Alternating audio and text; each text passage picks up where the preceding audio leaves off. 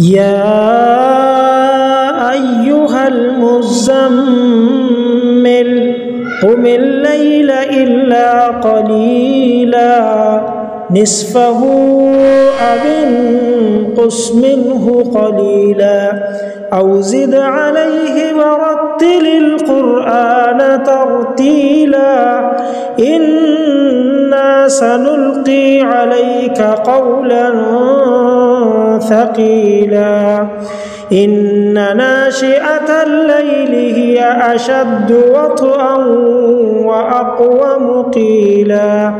إن لك في النهار سبحا طويلا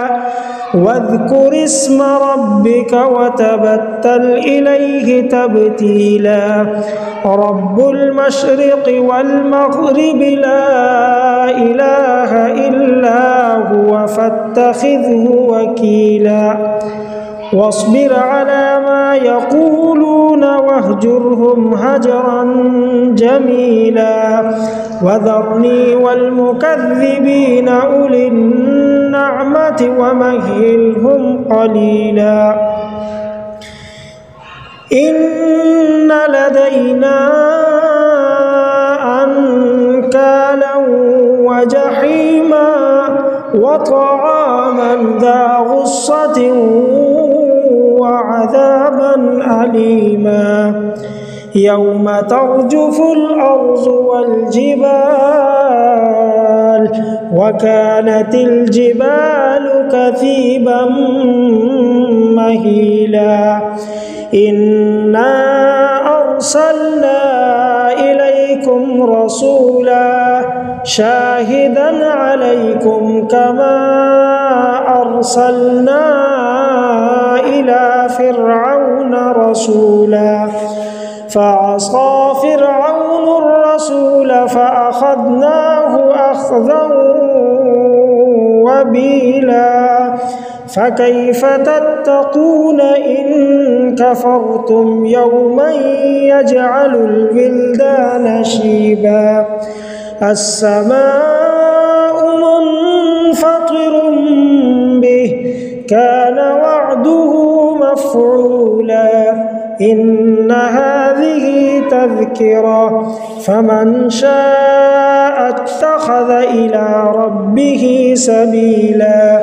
إن ربك يعلم أنك تقوم أدنى من ثلثي الليل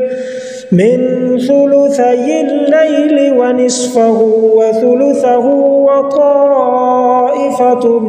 من الذين معك والله يقدر الليل والنهار علم أن لن تحصوه فتاب عليكم فاقرؤوا ما تيسر من القرآن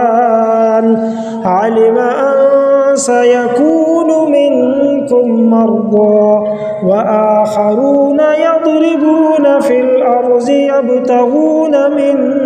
فضل الله وآخرون يقاتلون في سبيل الله فاقرؤوا ما تيسر منه وأقيموا الصلاة وآتوا الزكاة وأقرضوا الله قرضا حسنا وما تقدموا لأنفسكم من خير تجدوه عند الله هو خيرا وأعظم أجرا واستغفروا